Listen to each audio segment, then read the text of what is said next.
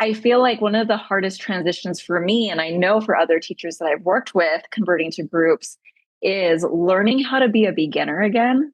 Because many of us are, that we've been teaching private lessons for the majority of our career. We've found our stride, we have our rhythm, we know what books we like. There might be an occasional student that makes us like question, oh, I need to change things to do things differently. But for the most part, we feel pretty dang good about how we teach. Hey there, I'm Rachel Ehring, and you're listening to the Top Music Piano Podcast. Get inspired as we discuss creative resources, trends in piano pedagogy, ways to grow your income and streamline your studio, and new ways to engage your students each week. If you are a teacher who wants to go beyond the method books to create an innovative studio that fosters lifelong music makers, you've come to the right place. Hey there, everyone. I'm so glad that you are joining me today, and I think you're really going to enjoy my chat with Jessica Homewood. She is sharing about why she is so passionate about teaching group piano, and we get into a lot of the misconceptions that people have about group lessons, and some misconceptions that I've even had about teaching groups. If the thought of teaching groups has ever even crossed your mind, you're going to want to hear what Jessica has to say today. And she has a special offer at the end of the episode, so make sure you don't leave early. Here's a little about Jess. Jess Homewood is the creator of the Group Conversion Collective, a program that guides piano teachers in transitioning from one-on-one lessons to group lessons, scaling income, and winning back their time. She has also created the No Printout Playbook series, offering easy, low-prep piano games for teachers and students. A mom of two and studio owner, Jess helps teachers balance a growing studio with family life. She has been featured on popular podcasts and blogs. You can discover more about her at notyourmotherspianostudio.com. Here's my chat with Jess. Hi, Jess. Welcome to the show. I'm so excited to talk to you today. Before we get into group piano, can you introduce yourself and tell us what you do? Yeah, so my name is Jess Homewood. My students call me Miss Jess. It's one of my favorite titles. And I have taught piano lessons for almost 20 years now. I did start young, like really young. I was going to say, younger than I probably should have. Yeah. But something unique about my piano teaching experience is that I have moved several times all over the country, and each place that I've moved, I've had to build and rebuild my studio from scratch. So from 0 students to a full studio. And so I've done that in California and Utah and Texas and Ohio. And now we are in Queen Creek, Arizona. So lots of building and rebuilding, lots of learning what works marketing wise and what doesn't. But currently, as I mentioned, I'm in Queen Creek, Arizona, and I teach a mixture of private lessons, group lessons, and then I have some virtual lessons sprinkled in there from my previous studios that I've taught from. Yeah, and I hope you don't mind me saying, but this move to Arizona was very recent, right? Yes, gosh, it was in June, the end of June. So really not too long ago, although now it's already feeling like Ohio was a different lifetime ago, and I hate it because I don't want to lose those memories. Those were such core memories of our lives. So yeah, it's recent. So take us back to the point where you knew that something had to change in your studio, and how did you figure out that group lessons were going to be the solution? This is a great question. I had to really think back now that it's been several years, because, as moms, we can't even remember what we did yesterday. True. But when I had my second child, she is now in preschool. So 4 years ago, I had recently moved to Ohio, started marketing piano lessons full time instead of just as like a part-time thing. So I was jumping all in, and it was right around the time of the pandemic.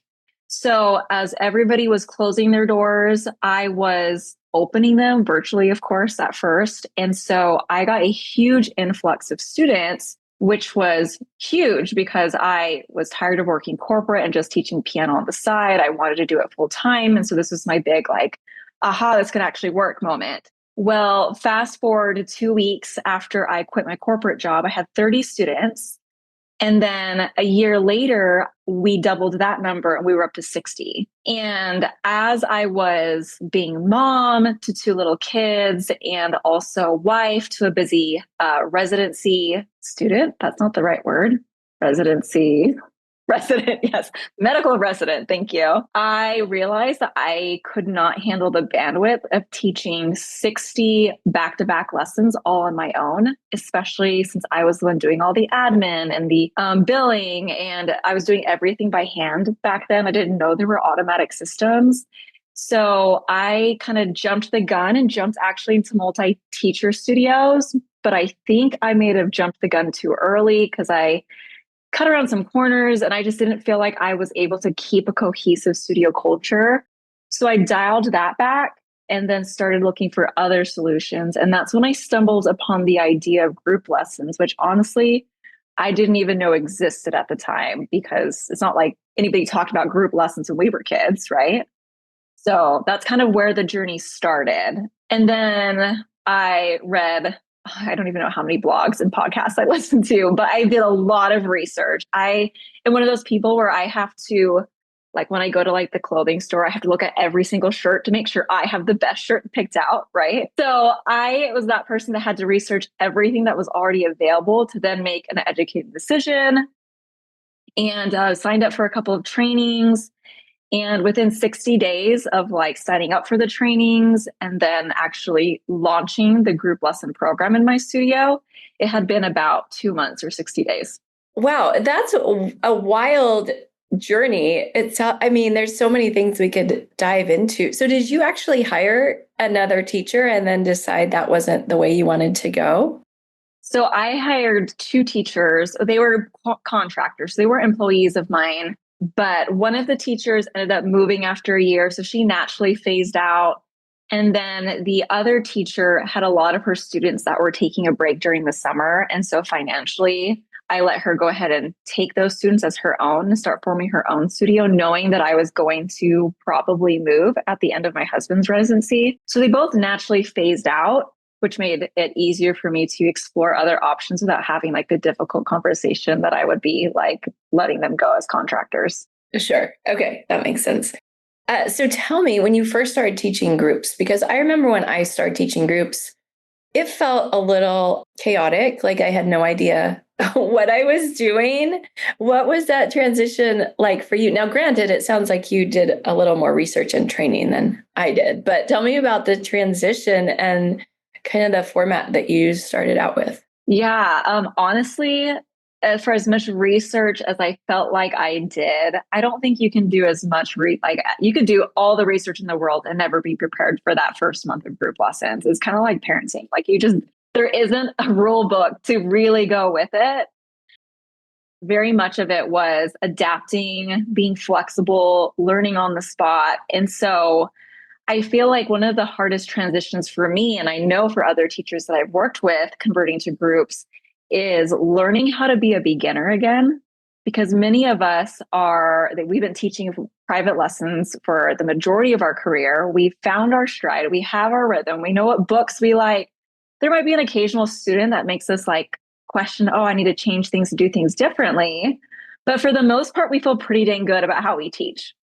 And so to go from something that you're super comfortable thriving in to now being like, okay, this is brand new. I'm juggling more students. My students are going to have to get used to being with each other. The parents are going to have to get used to this idea. There was so much patience and grace I asked for in my students and my families. And I made sure I was very transparent about, hey, look, we might have weeks where this is a total hit and your kids are running out being like, this is the best idea ever. And we might have weeks where it sucks. And I'm not going to lie about that. But because I believe so wholeheartedly, we're going to do a lot of editing this, wholeheartedly in the benefits of groups, I just let them know, like, look, if you're willing to hang in there with me and just give it a couple months of grace, I really feel like this is what could fill the gaps that a lot of our students are currently facing in their one-on-one lessons. And everybody was super gracious about it. And that helped a lot. I know some parents aren't as forgiving, but I felt really lucky in that mine were. What would you say was the biggest learning curve for you as a teacher transitioning to groups? Definitely letting go of expectations. So when I was a student, my teacher assigned probably 10 to 15 pieces a week. Like we just like cranked through stuff. And I wasn't really taught how to practice. I was just like given the book. She was a phenomenal teacher. Like I really attribute everything to her. But I realized looking back, just hindsight, I was given it and I just kind of knew how to practice, or else like at least I thought I knew how to practice. And so I was able to scrape by doing what I did. But when you're a piano teacher, especially coming from that background, I feel like there's a lot of productivity expectations of like, we got to make sure we hit lesson book, performance book, technique. Let's get in hand. Let's get in theory. Let's play games. Let's make it fun. Let's do crafts. Like there's so much we're trying to do on top of just having the kid like learn to love music, that I had to be like, okay, like what is the meaning of a productive and successful lesson? And how does it apply to group lessons?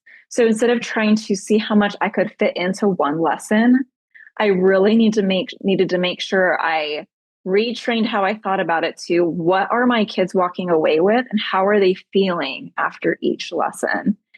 And once I made that shift, I felt like it was a lot easier to let go of the flops and embrace them as learning opportunities instead of feeling like, oh my gosh, we weren't able to accomplish 5 different pieces today. So parents are going to quit and think we're not progressing. I just felt like those needed to be gone. But it took a while for me to let those go because they were so deeply ingrained.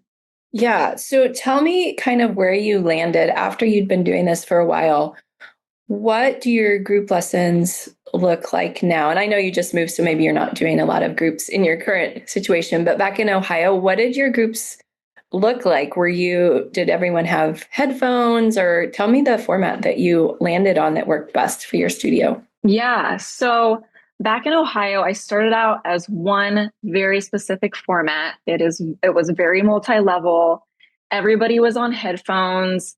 We had like very specific time blocks. I followed the same structure for every single group. And I went from like teaching only one-on-ones to pretty much only groups in that transition. It was a very fast, like all-in conversion. But the longer that I taught groups, I realized that I needed to tweak the formats for a lot of these groups. Not every single group was going to be like the perfect match for like a very independent, structured, multi-level lesson. There were some groups, like my younger ones, that could not sit still for long periods of time. They needed more touch points. They needed more guidance, more coaching.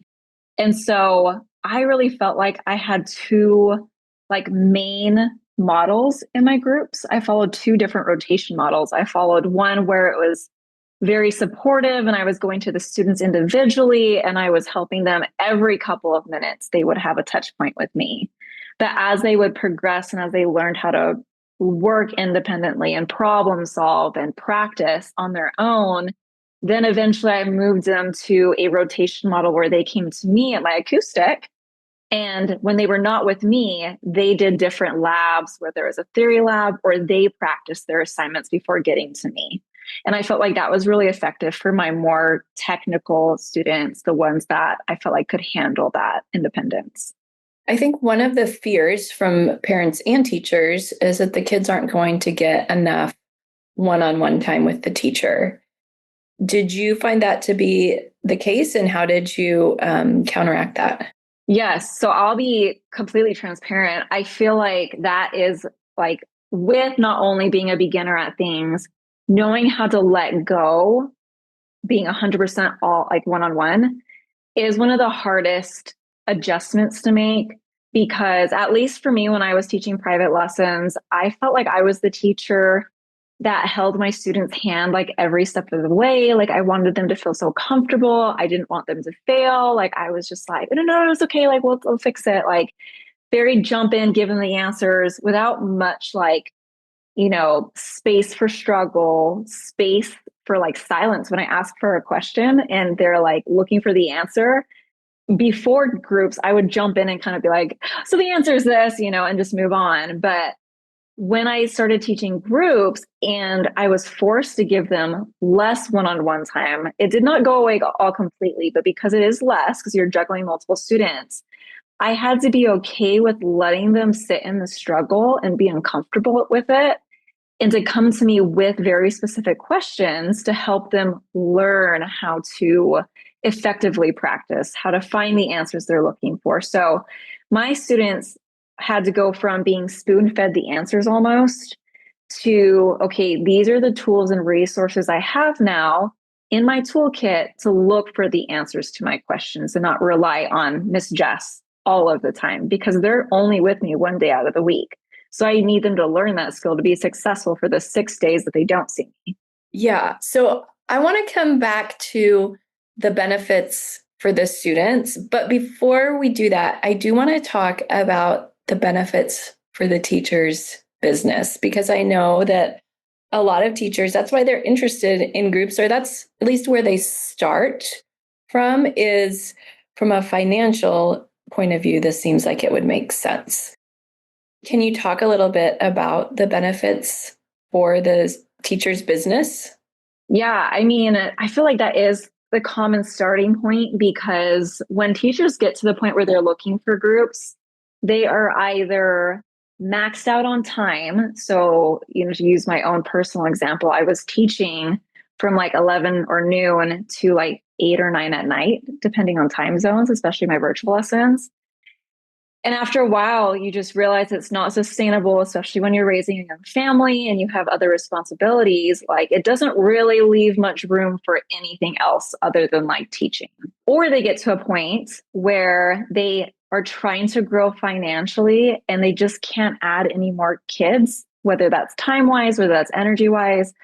And so easily, like just looking at it from a time standpoint, if you take your, let's say like 2 hours of private lessons and you're able to combine it into 1 hour teaching all of them, like easily your schedule can be cut by 50%, which is huge. So after I taught group lessons, like instead of teaching till 9 o'clock at night, I was now ending at 6 p.m. so that I could go get my kids from daycare, then make dinner like a normal person and like eat dinner with my family like a normal person and just enjoy the evening instead of constantly asking for sitters to go pick them up, put them to bed. And then my husband would be lucky if he saw me at like 9 p.m. Right. And then financially, when I had first started teaching my Ohio lessons, I started at a rate of, I think it was close to like $40 an hour because I was doing like $20 a lesson. So pretty on the low end. And then when I converted to groups, I easily made double that. So I went to $80 an hour. And then as I continued to refine the process and add value to those groups and really gain confidence in it, by the end of my time in Ohio, I was making $100 an hour, which was a huge financial resource for my family at the time. And I know for a lot of families right now, being that a lot of families are dependent on a 2-income household.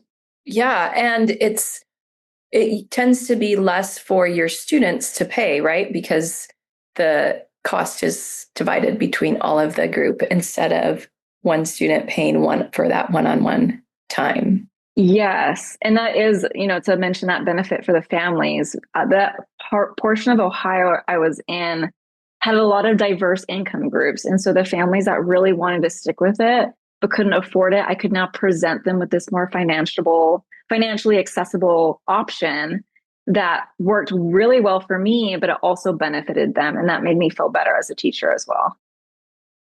Are there things in regards to the finances and return on investment that teachers maybe don't think about when transitioning to groups, like having more equipment or more planning time, anything like that that kind of comes as a surprise to teachers when they transition? Yes, there is the obvious cost of equipment. When I first started getting the equipment, I grabbed a bunch of keyboards that had great reviews on Amazon. I had heard the brand was like a decent brand. It was a shorter keyboard, so it was only 61 keys, which I fully regret starting with because it confused not only my students, but me when we were trying to find a middle C.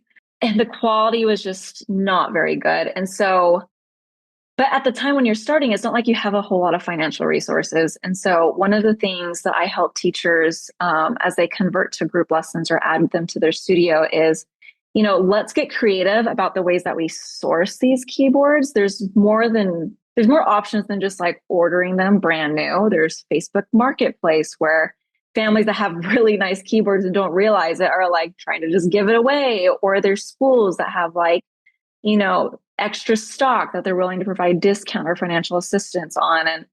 And there's other ways to source your instruments without taking a huge financial hit in the beginning, because it does take a couple months to break even with like the trainings you purchase or again, like the instruments.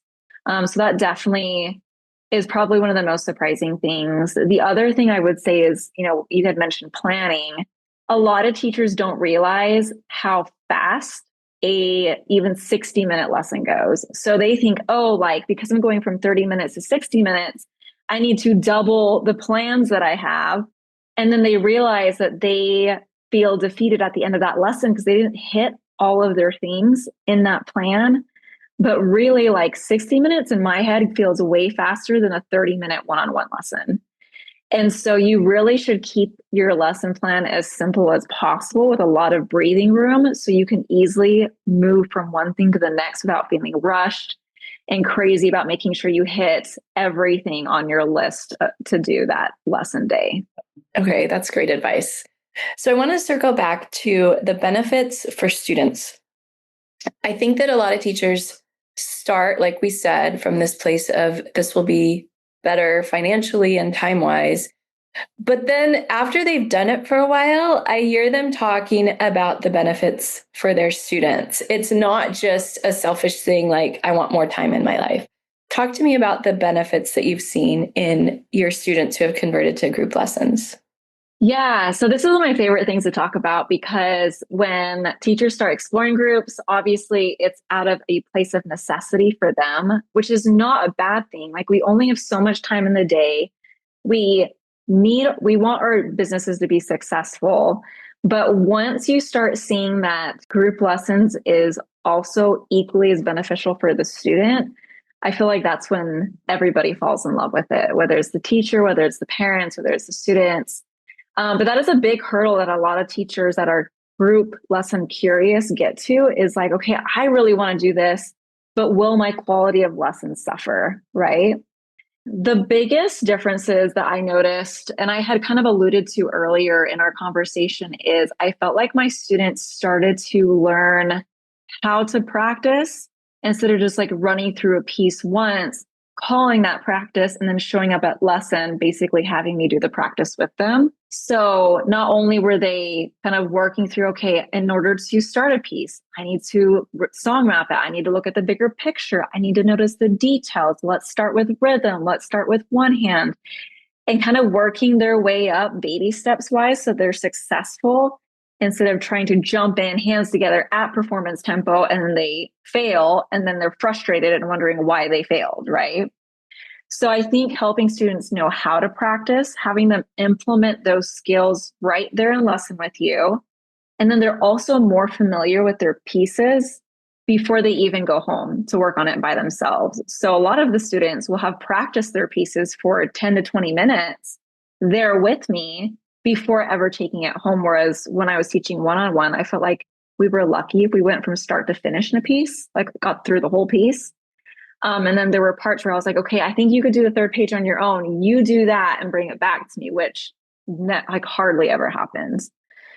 So practice wise, I saw a huge difference. And then just retention wise, seeing the energy between the kids and the personalities and just the relationships that were forming. I could tell that students that were kind of like teetering on like quitting, like they weren't really that interested anymore, like the high of starting piano lessons had worn off. Once they joined a group and had friends, they were the ones that were like very proactive in making sure they made it to lessons. They'd be mad at their mom if they missed a week. Like they loved seeing each other and playing for each other and just building their confidence together and just having a good time and being silly. And that's my favorite part. Like I really feel like in such a technological world, we need people and we need community. And relationships is where I feel like we learn the best and can grow the most. I love that so much, Jess. And I think that that's going to be surprising to teachers. We don't think about that community aspect and the benefit.